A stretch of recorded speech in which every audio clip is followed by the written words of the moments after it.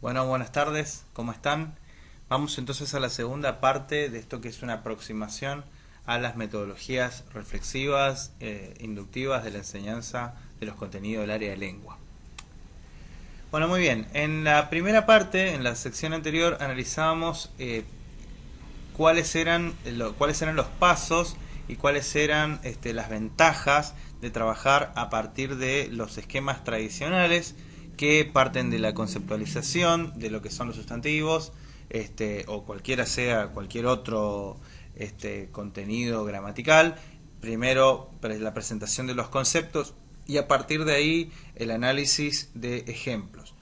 Vamos a analizar ahora algunas propuestas de ejercicio, de actividades que tienen estos textos, ¿sí? Como un poco para confirmar lo que ya estábamos señalando. Vamos a ver entonces, dice, reconoce los sustantivos de estos textos, subrayá con azul los propios y con rojo los comunes. Bueno, entonces le da un segmento del texto y le pide entonces claramente lo que decíamos en la sección anterior, que reconozca, porque lo que estamos buscando entonces es colocar etiquetas, es decir, esto es un sustantivo, esto es un adjetivo, esto es un verbo. Reconocer, es decir dónde está. Muy bien. Claramente con el afán identificativo. Y después dice, clasifica en tu carpeta los sustantivos que subrayaste en el texto anterior, completando un cuadro como este. Para hacerlo, anotar los sustantivos en la primera columna y completar con una X las casillas a las que correspondan. Bueno, y entonces ahí te da el modelo y te dice a qué tipo de sustantivo pertenece, ¿no? Bueno, muy bien. Esto se puede denominar metodología clásica, ¿no? Y etiquetado clásico. Es decir, lo que buscamos es que el estudiante reconozca sustantivos y pueda decir estos son este es un compendio de sustantivos. Bueno, muy bien. Decíamos también que estos sustantivos, básicamente los sustantivos, estos tipos de metodologías, perdón, no suscitan nada más allá de estas dos capacidades, estos dos tipos de procesamiento, ¿no? La capacidad de identificar, categorizar, decir esto es un sustantivo y ponerlo en un cuadro, la clasificación de los sustantivos, ¿sí? Pero no una reflexión metalingüística que vaya mucho más lejos. ¿Está bien?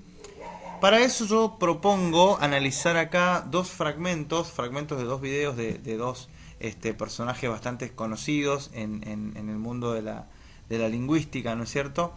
Que son por un lado Ignacio Bosque, bueno, que no necesita presentación, y por otro lado María del Carmen Hornochelis, que trabaja en la misma línea, en la misma perspectiva, es decir, en la línea que considera que la lengua está dentro de los hablantes, ¿no? Una línea generativista.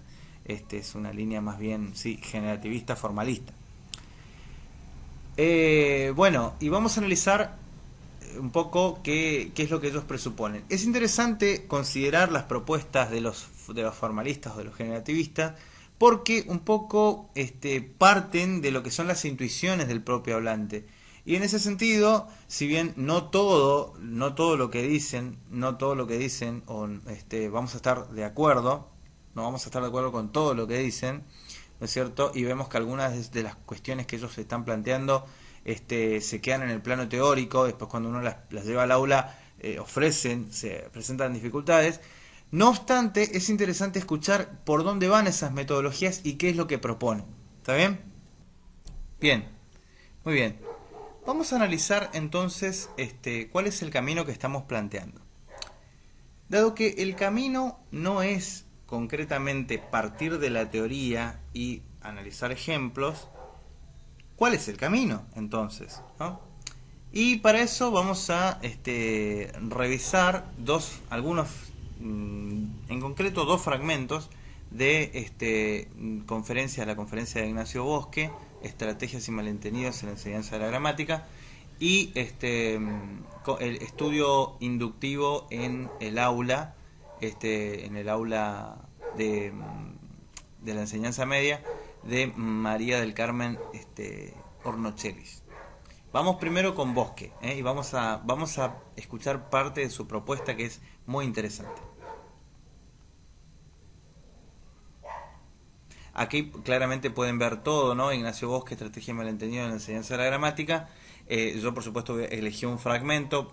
No tienen todo disponible ahí como para escuchar la conferencia completa, que está imperdible, ¿no es cierto? Así que, bueno, escuchemos. A ver qué les parece este ejercicio. Vamos a analizar la frase María se puso los zapatos. No me digan también que es muy complicada, que tiene un léxico muy extraño y que tiene varias subordinadas. Y que, bueno, María se puso los zapatos. María, sintagma nominal, sujeto. Se, pronombre reflexivo, pronombre personal reflexivo, complemento indirecto.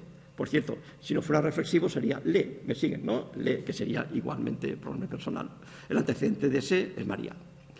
Puso verbo transitivo, los zapatos, sintagma nominal, complemento directo. Punto final, ya hemos terminado. Bueno, ya hemos terminado, no. Hemos etiquetado las categorías y las funciones, ¿no? Entonces el profesor dice, todo correcto, muy bien, lo habéis hecho estupendamente. Hay que animar al estudiante siempre. ¿Verdad? Lo habéis hecho muy bien, estupendo, está magnífico, adelante. Bueno, ahora vamos a intentar un poco más allá, dice el profesor. Vamos a averiguar qué relación semántica existe entre poner y su complemento directo. Vamos a intentar hacer eso. Entonces dice el profesor, tenéis que proponer una lista con las cosas que uno puede ponerse. Y los alumnos dicen, eso está hecho, vamos allá. Dicen, unos zapatos, una bufanda, una gorra, unas gafas, un cinturón, camisa, pendientes, anillos, lo hacen ellos. Y el profesor dice, muy bien, y ahora hacemos una lista con las cosas que uno no puede ponerse. Y los alumnos dicen, un bolso, un paraguas, un monedero, una pipa, unos prismáticos, un cigarro, una cartera y un abanico. Y entonces dice el profesor, ¿y de qué depende entonces? Cuándo sí y cuándo no, cuáles son las generalizaciones adecuadas. Y los niños, que son inteligentes, empiezan a improvisar hipótesis. Pues puede ser esto, pues puede ser lo otro, pues y cada uno dice algo. Por ejemplo, por cierto, los conceptos de prenda, complemento y accesorio no son demasiado útiles porque son las nociones que intentamos entender. Son las nociones que tratamos de entender.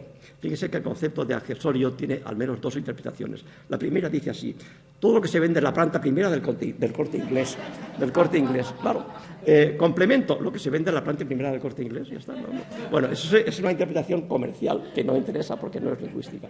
Hay una interpretación cognitiva de la noción de complemento de accesorio que está dentro del idioma, que es difícil de aprender con H intercalada en aprender. Y esa tiene consecuencias lingüísticas, no es tan evidente como pudiera parecer.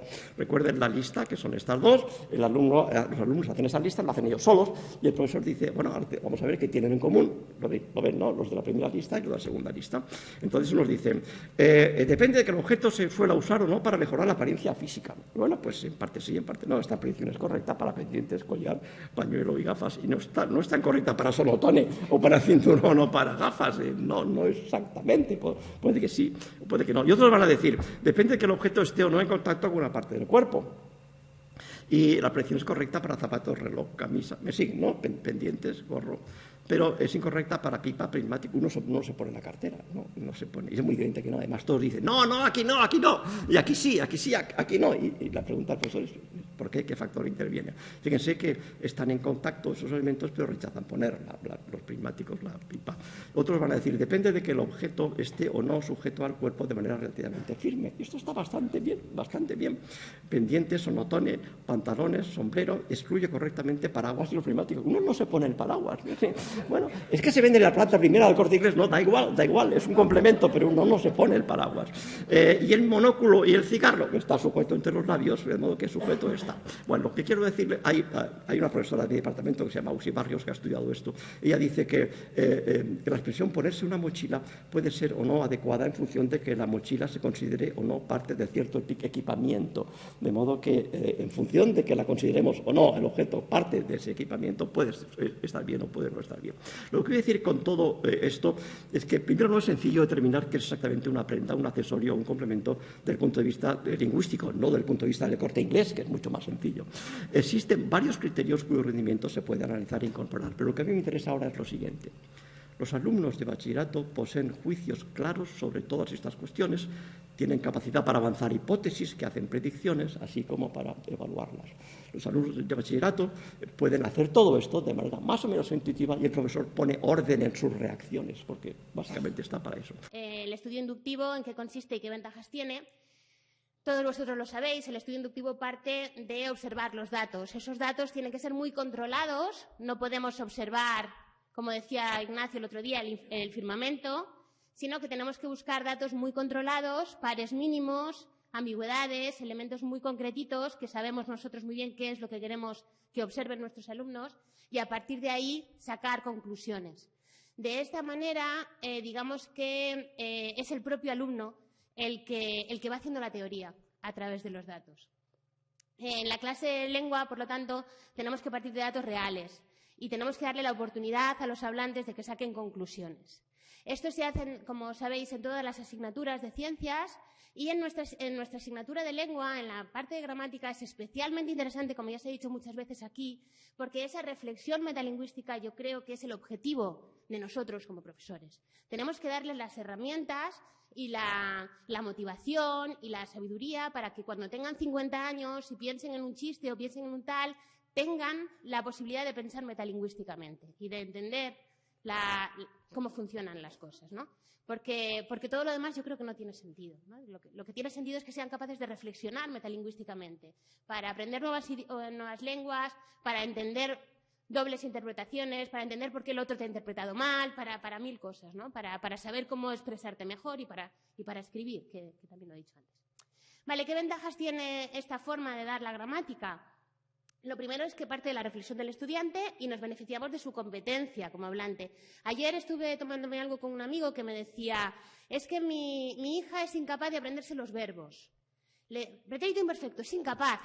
Y yo le decía, es que no se tiene que aprender el pretérito imperfecto porque ya se lo sabe. O sea, ¿cómo se va a aprender algo que ya se lo sabe? O sea, lo que tenemos que darle es una pista para usar su competencia lingüística. Pero no es ruso. O sea, es su lengua materna. Entonces, tenemos que partir de su competencia y darle pistas y ayer hice tal, o mañana haré no sé cuántos, o todos los días antes hacía no sé qué, darle pistas para que saquen. Sus niñas más pequeñas no creo que no es de vuestro nivel, no lo sé, pero la cuestión es que muchas veces se nos olvida que son hablantes nativos, que no les podemos dar lengua española como les damos inglés o francés o ruso, porque no es igual. O sea, es como darles matemáticas como se da a ciencias naturales. O sea, es que no tiene nada que ver. Entonces, la primera ventaja para mí es que ellos se empoderen, que ellos sean muy conscientes de que tienen competencia y de que lo que piensan ellos sobre su lengua no es ninguna tontería. No es ninguna tontería. Yo en uno de mis artículos hablaba del mito de la gramática. El mito de la gramática es algo de lo que habló también Ignacio, que ha hablado también Vicky hace un ratito, que nos parece que la gramática está ahí fuera y el niño tiene que estudiarla y tiene que aprenderla. No, la gramática está dentro y tenemos que descubrirla, tenemos que reconocerla. Es un ejercicio de reconocimiento. Por lo tanto, esa es la primera ventaja. Y sobre todo, que si les empoderamos y se dan cuenta de que realmente lo que ellos reflexionan, lo que piensan es pertinente, será suya la asignatura, ¿no? Lo de las completivas yo no las tengo. Tengo corazón, no tengo completivas, que decía Ignacio, tiene mucho que ver con esto. Vale. Es un conocimiento significativo, de esto no voy a insistir porque lo hemos dicho 1000 veces. La sintaxis tiene que partir del significado y con estos ejemplos concretos precisamente conseguimos eso, que sea el significado, muchas veces un significado absurdo, pero es un significado el que tira de la sintaxis. Y entonces la sintaxis deja de ser algo que hacemos para aprobar un examen para ser algo que explica la realidad, que explica el chiste, que explica la ambigüedad, que explica el doble sentido, que explica por qué no se han entendido, que explica las cosas de comunicación, ¿no? Me parece interesante esto. Y se supera esta tendencia nuestra de poner etiquetas todo el rato para hacer algo más profundo, más reflexivo, más interesante. Bien, vamos a empezar con funciones sintácticas, que son cosas que tenemos que hacer sí o sí, que hacemos todos los días, y a ver cómo podríamos darle la vuelta y verlo diferente. Empezamos aquí. Salir con. Dice, ¿saldrás con estos truenos tan feos? Y dice, yo salgo con quien me da la gana. Vale. Si lo cogéis de la base de datos que estoy preparando, pues pondría tipo de datos un chiste. También lo podéis buscar con tipos de datos. Hay veces que no querréis jugar con chistes, querréis titulares. Otras veces sí que queréis meter humor en la clase. Por eso también, dentro de las múltiples búsquedas, una de las posibilidades es buscar por tipo de dato y también por objetivos. El objetivo es una ambigüedad funcional. Porque si presentamos una ambigüedad funcional podemos explicar mejor o pueden ellos entender mejor en qué consisten las dos funciones y por qué son cosas distintas, ¿no? Entonces, les preguntaríamos en qué consiste la ambigüedad que provoca el chiste, partiríamos del significado y a partir de ahí podemos hacer una representación para cada uno de los significados, ¿no? Con esos truenos tan feos puede ser un adjunto, ¿no? Si es temporal, saldrás con estos truenos tan feos, saldrás entonces, saldrás de esa manera, un adjunto, o un complemento de régimen, salir con, ¿de acuerdo? Tenemos un bonus, además, en este ejemplo, y es que podríamos ver que la interpretación del verbo ya no es la misma, que no es lo mismo salir que salir con, ¿no? ¿Y qué pasa cuando un verbo tiene un complemento de régimen, un complemento preposicional, un suplemento, le llaméis como le llaméis? ¿Qué pasa con eso? ¿Es lo mismo o son cosas distintas? ¿Estamos hablando de otro verbo? ¿Estamos hablando...? ¿De acuerdo? Entonces, entramos en el complemento de régimen, en vez de diciendo un complemento de régimen es un complemento, que tal, entramos con un chiste. Pero ellos se van a dar cuenta de que uno se puede quitar, es decir, que está hablando de lo que está alrededor, de tal, mientras que el otro le cambia el significado al verbo, ¿no? Mucho lloráis por la tilde de solo, esto es por un cachondeo que hay con la tilde de solo en Twitter. Dice, pero no pedís una para desambiguar, crucemos todos los dedos. Crucemos todos los dedos es maravillosa. Crucemos todos los dedos. Es un juego de palabras. ¿En qué consiste la ambigüedad? Todo el mundo lo ve. Y claro, aquí podemos ver, ¿no? Crucemos todos los dedos con sujeto complemento directo, crucemos todos los dedos, o crucemos todos los dedos con el determinante, ¿no? Aquí se puede hablar... aquí el bonus no sabía cómo ponerlo, porque a mí lo que me pide el cuerpo es que aquí hablemos de la posición del sujeto, ¿vale? Todos crucemos los dedos, crucemos todos los dedos, ¿qué pasa con ese todos? Pero claro, también, ¿por qué no se tilda solo? Pues es que hay que hablar de eso también en clase, ¿no? Y cómo no se puede utilizar la tilde para desambiguar, porque si no vamos a estar tildando todo el rato, todo el tiempo y a todo el mundo, ¿no? Entonces, si alguien nos dice basta de tildar, pues basta de tildar, no pasa nada. O sea, hay muchísimas ambigüedades que no se cambien con una tilde y por lo tanto, no pasa nada. Es una reflexión que se puede llevar a clase.